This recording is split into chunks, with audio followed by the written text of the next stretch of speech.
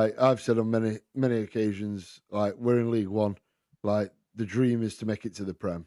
Like everybody wants to see the team play in the Prem, and do you know what I mean? Obviously, it's the you were a little baby when it last happened, so obviously if it happens, then great, and why not go Exactly. for it? Neither of us have ever seen that team in the Prem. Yeah. Yeah, So Doncaster. I remember when you were in the Championship because I remember the Paul Caddis goal that sent you down. Since yeah. then, have you been back? Yeah, we came back. We came back straight after because that's when the season when we beat Brentford with the last minute Oh, goal. Marcelo shot a penalty. Yeah, Yeah, yeah. yeah. And then we came straight back down, and we haven't been back. We got relegated straight away to League Two. Came back up, went back down again, came back up. So yeah, it's. But I mean, even that season when we won the league, we beat Brentford, who are obviously established Prem team. Bournemouth finished Yeah. third, established Prem team. Yeah, they Do did you know what I actually. mean? Just So mental. yeah, I mean Yeah. in my lifetime, like I've seen That's us, mental to think yeah, about. I've seen us beat Leeds at Wembley and at Ellen Road. I've seen us beat Brighton. Do you know, like big teams that are established now? And I'm Yeah. like, So God, it can happen. That's the whole yeah, point. It can happen. In a world where Brighton, Brentford, and Bournemouth are yeah, established Premier League teams, it can happen to anyone, really. It really without a can. doubt, That's why I'm just hoping, if we go up, I'm hoping that we're not one of those, like Lutons or Ipswich that just. yeah. I want to stay there if we go up, you know what I mean? But It, yeah, it, Doncaster though, I've got one story about Doncaster because it was one of the most eye-opening, most harsh things I've ever seen in football. So as I already mentioned, I was at the academy when yeah, I was so I was on trial. I yeah, didn't make it. I was at a 3-week trial, and the story doesn't actually have anything to do with me. I just happened to be there at the time. So it was a gym session, and there was like a core group of 4 lads. Bear in mind, we were under 16s at this point. There's a core group of 4 lads that had been at Donny since like under nines, I want to say. They've been there their whole lives, under eights, under yeah, nines. All really good mates. They see each other all the time. And this is about a month before scholarships are happening, 16 years old, yeah, where you yeah, get your actual contracts to go to the club, which is why I was there. That's what I was trying yeah, to get. Just got released from Leicester, trying to get there. So we get there, and about half an hour in, they call. I cannot remember his name for the life of me, but they call this lad out, and they say, "Oh, you might come." Literally, it sounded like completely normal. We might come into the office quickly. Not 3 or 4 minutes later, he comes back into the gym. Clearly had been crying. Wasn't crying at the time, but clearly had been crying. yeah, And one of his best pals asked, "Oh, what's up with you?" And he goes, "Oh, I've just been dropped." Picked his yeah, bag up. That was it. Walked out. I remember about half an hour later, training had finished, and I had to drive back to Coventry from Doncaster. Dad's giving me a lift. We drive out, and he sat there in the car park on the hill, just obviously waiting for a lift in bits. No one there, no arm on his shoulder or anything. And I was there thinking, like, this kid has been at Doncaster since he was 8 years old, and he's yeah, 16 now. And it took a 3-minute conversation for his entire dream, his yeah, entire, yeah, future career to come crashing down on top of him. In his head, he might be thinking now, wow, I need to, get a job. I don't know his yeah, situation. I need to get a job. I need to think of future prospects. I'm going to miss my friends, kind of thing. yeah, I'm not yeah, going to be a footballer anymore. What's just happened to me?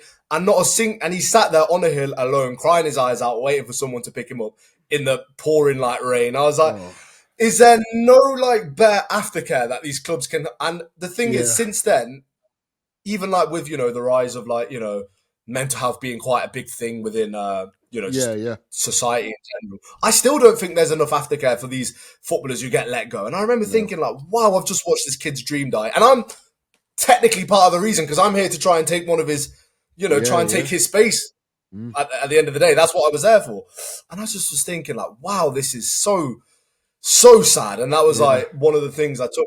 I obviously appreciated Doncaster for giving me the chance, and I didn't impress enough in the trial, and do not blame them one bit for not giving me a contract. But seeing that there yeah, made me always think like, wow, that was harsh. And it's not yeah. just privy to Doncaster; it's all No, clubs. yeah, yeah.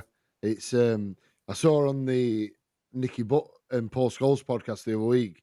Nicky Butt was talking about like kids being at like centre of excellences and then into the academy so young and not being allowed to play for like the school teams, the club teams, like then Nicky Butt said like parents are posting it on Facebook and there's so much pressure on these kids that are like 5, 6, 7. That like, yeah, Yeah. and the problem is because all the big teams just pick all these young kids up. They don't get to go to like the Sunday leagues and like No, learn they how to don't. play That's the thing. football. It's just like Yeah. robotic. Like you need to play like this, and it's all changed, Yeah. hasn't it? Do you know what I mean? And It's ridiculous. I can't remember the last time I seen a kid at grassroots level in this country be like, this is the next thing because of how he runs with the ball. It's just yeah, get the ball, pass, let's create another robot. And that makes the product on the actual pitch boring. I think football yeah, at the top level in the last 4 or 5 years has actually been pretty boring to watch. I yeah, think only in the last year with the emergence of, players like Lamine Yamal and Desiree Doué, Cole Palmer, I yeah, think only with the emergence of those players, which are such exceptions to the rules, has it become more watchable as a product. Because yeah, before, when it was just pass, I would just sit there on my phone like this most games watching the games. I was like, yeah, what's the point? That's why the EFL cleared for me, because the EFL for me was yeah, still proper yeah, footy. yeah, That's why it was good to watch. That's why it was so much better. So yeah, that's football at the top level for me. That I'm happy that I'm starting to see a change now, yeah. but I think that we need to see more change to make it a better product to watch. I think still like you look at Palmer and he had to leave City to become so good. You look at like Grealish, who's got better at Everton this season, and these are players that just need to play football. Like Yeah, my favorite period of watching football was probably like '06 to like 10, like those four yeah, years where like United had like Rooney, Tevez, Ronaldo, Henry was still about, Drogba at Chelsea, and it was just like it was so fast and entertaining. And like one of my favorite goals is Ronaldo scored away at Arsenal in the Champions League, and it was oh yeah, I know the him, one you're on Rooney, about. and Park that broke. Yeah, And I love that goal. Like you can show me somebody hitting the ball from 40 yards, but I will take that goal because it was just so quick, and I loved it. It was amazing, and yeah. that's what I enjoy about football: the fast paced and how quick it is. Do you know what I mean? Yeah, Um, I 100% agree. That's why I remember watching the Champions League semi-final last year across both legs, watching Lamine yeah, Yamal against Inter.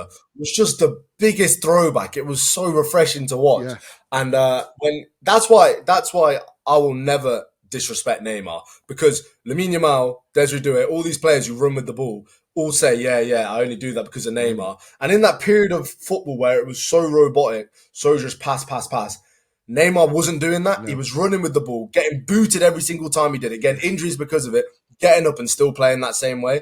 I think Neymar is one of the most important figures in football because of that. yeah, Because of him, there are Lamine Yamals and Desiree Doué, and football's still watchable. If there was no Neymar, football would be unrecognizable right now, in my opinion. That's why I think when people talk about Ronaldo and Messi, they're rightfully in their own bracket, far away.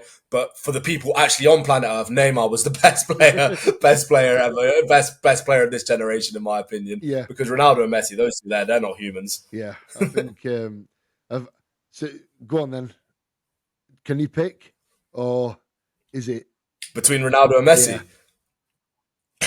I'm going to give you an answer, but I'm going to explain it before I give it. yeah, That's what I'm going to do it, yeah, yeah, because there's a lot more thinking that needs to go into this, because I think Messi is the best footballer I've ever seen, the best at football I've ever seen. yeah, I still think there's a distinguishment between best and greatest. I don't know how to explain it. I think Messi's the best footballer ever. I think Ronaldo is the greatest ever. I think this because Ronaldo is more than just his ability, and his ability, don't get me wrong, that is the second best footballer of all time, in my opinion. yeah, But in terms of Messi, my dad thinks Maradona's the GOAT. yeah, I think there's been a Messi before, not to the same level, but there's been a similar archetype to Messi.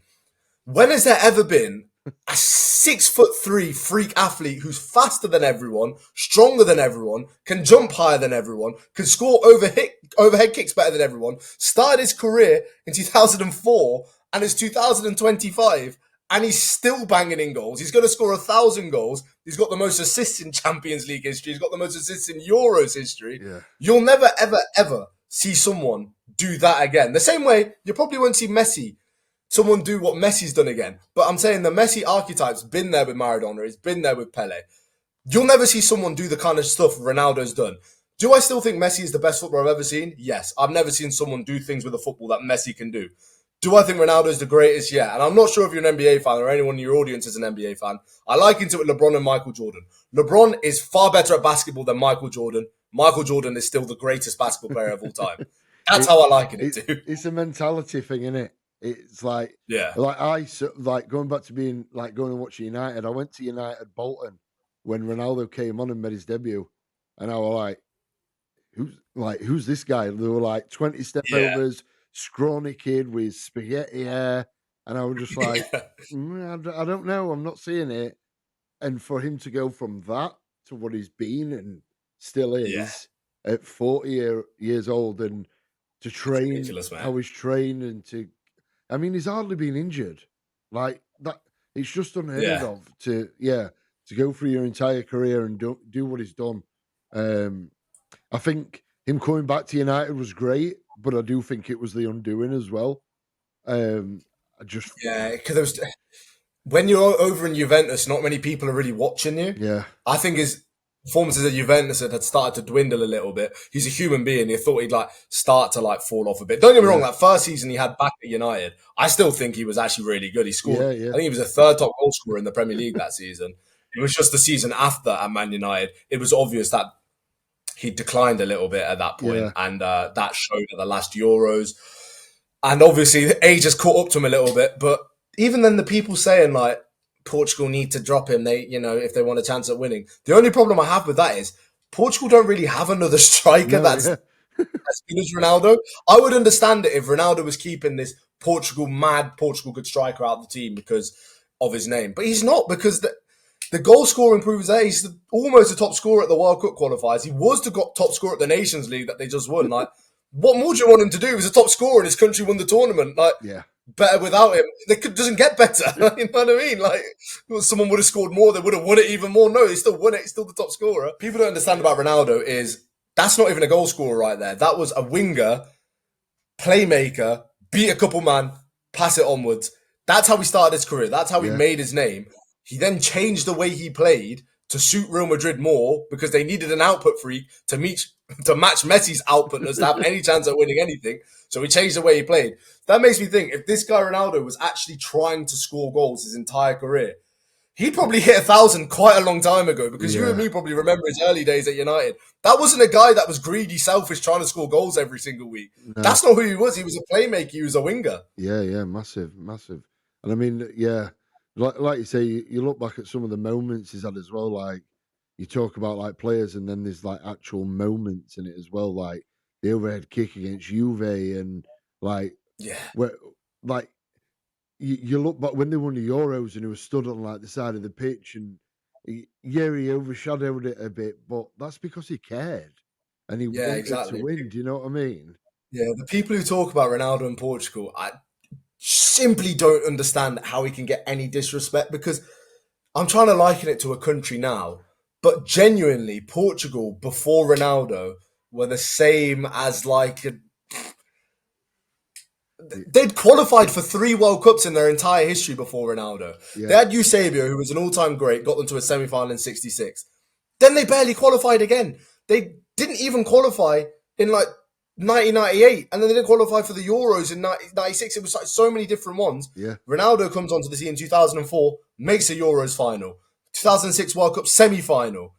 Doesn't miss a World Cup, doesn't miss a Euros, wins a trophy, wins 2 Nations Leagues.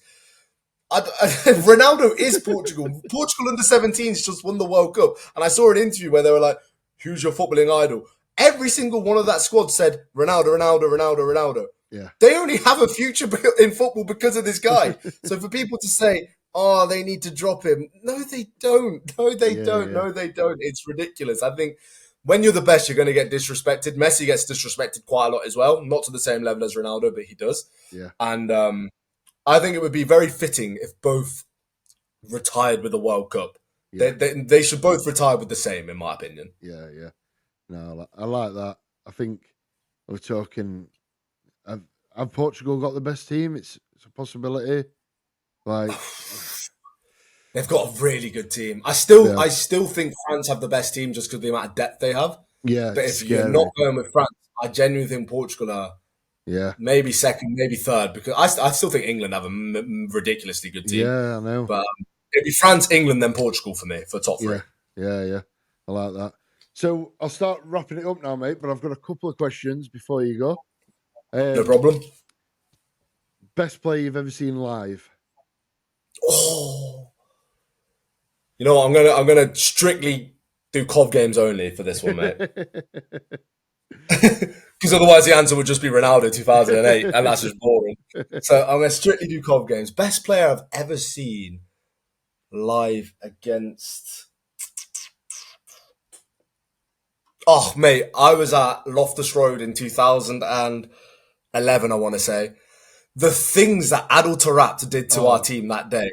Oh my God, the things he did to the COV defence that day. I think it was, I can't even remember who it was. I think it was James McPake, you know, the lad who went to Hibernian after. Yeah. He's like done this, he's like step over through his legs. I'm watching in the away, and I was only like 11 at the time watching the away, and like, who's that? So I'm going to go with Adel Taarabt, man. That guy was a joke to watch in the championship. Yeah, I've seen him live a couple of times, and it was madness, the things he were doing.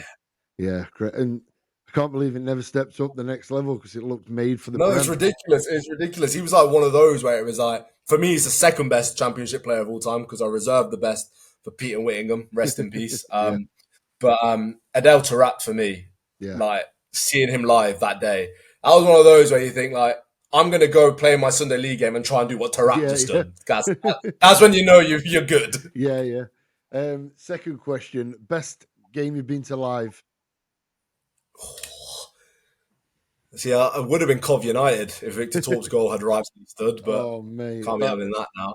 Oh, you should have been in the FA Cup final, shouldn't you? We would have beaten Man City. We would have been on a European tour. Man City had just won the league. If you go back and watch that City United final, their players were hungover. They were drunk. They didn't care. Pep was smiling at full time. If that was City versus COV, the way we were playing, I genuinely think we would have won the FA Cup that day. If the corruption in the semi-final hadn't happened. That was the best limbs I'd ever been involved in. I went forward about 4 rows when that Victor Torp goal went in. Was your dad in the United end then? He was with me in the COV end, to be fair to him. And you know what? You should have, because obviously I'm there going mental for COV. Should have seen his face when the Torp goal went in. I looked at him and obviously he has to celebrate, but he's like one of those where he's moving, but his face is just like this. I was creasing. It was the funniest thing. But no, I can't go with that game. I almost could have gone with that game, but I can't. Nearly. Best game. We used to have some corkers when we played at Sixfields. We weren't a real club back then. I feel like we beat Bristol Rovers like 5-4 at one point, but I'm not going to go with any of them. I'm going to go with... Can I go with a moment instead of a game? A moment from a game? Yeah, of course. I'm going to go with Patterson's last-minute winner against Pompey last year. I think that is the most noise I've ever heard emitted from the CBS. Yeah. Local lad, need a win to get, into the playoffs. Yeah. Drab game in front of the Sky Sports cameras. 0-0 against Pompey. A few people had started to filter out, but a lot of us stayed because we scored a lot of late goals. And then the local lad just scores this sweet volley with the last kick of the game. I'd never heard noise like it in my life. So I'm going to go with COV 1, Pompey 0. Pato, you're a legend and you always will be for that goal. Bless you, mate. Yeah, fair play. And last question, mate. Obviously, with like what I've gone through and stuff, my question I want to ask everyone is, can you think of a time where you've gone through like adversity and come out of it and how you found it? Yeah, I can do. I'll get deep in the bag for this one. So yeah, you know what? It's a bit weird, It's a weird one because I used to, not so much anymore. Obviously, I still have the drabs of it, but I used to have quite bad OCD. Yeah. Just nothing like mental, just like, your normal everyday OCDs, like stepping in and out of rooms and stuff like that. Yeah. The best thing I ever did in my life was, because it just looks, doing stuff like that, it's stupid and you know it's irrational. And 2, it looks stupid to other people who don't know, what's going on in your head. It does look stupid. So I remember thinking like, instead of just doing this forever and accepting this is who I am, I remember I spoke to my dad about it. That conversation there was all it took for me to start getting better. And Yeah. now I don't do it anymore. Yeah. And that was after like having those OCDs for about 5-6 years as well. All it took was one conversation with my dad to get me on the right road to just stop doing it. Yeah. So I think literally the advice is literally talk, because let's say talking doesn't work, at least you've tried something. You know what I mean? You've tried something. The worst thing you can do is not try. And if talking doesn't work, something else will work for you. Yeah. That's what that would be my advice, because that's how I got through that. Yeah, big time. That's great advice, mate, and one I firmly believe in. Just getting people to talk and open up, especially men and young men. Do you know what I mean? There's so much shit going on in the world and so much pressure, and why not open up? So, and you'd be so surprised with how many people also think the way you think. You might just think, "Oh, I'm such a weirdo. It's only me." It's actually just not. It's really, really not. I guarantee you, if you went out and you asked sample size of 100 people, there would be at least 5 people doing the exact same thing as you do. And that's when you think nobody else in the world would do it. So, yeah, big time. I completely agree with you, mate. Thank you for your time, mate. Very much appreciate it. No problem, mate. Absolutely loved it, mate. Appreciate it. Keep up with the channel. I'll keep watching. And you, man. Thank you very much. I'll catch you soon, mate. No problem. See you in a bit, man. Take care, mate. Bye. That is part 2. Hope you all enjoyed it. I certainly did. Once again, massive, massive thank you for Connor for coming on. Hope you all tune into his stuff if you get a chance. But yeah, huge, huge thank you for Connor for being my first non-family guest.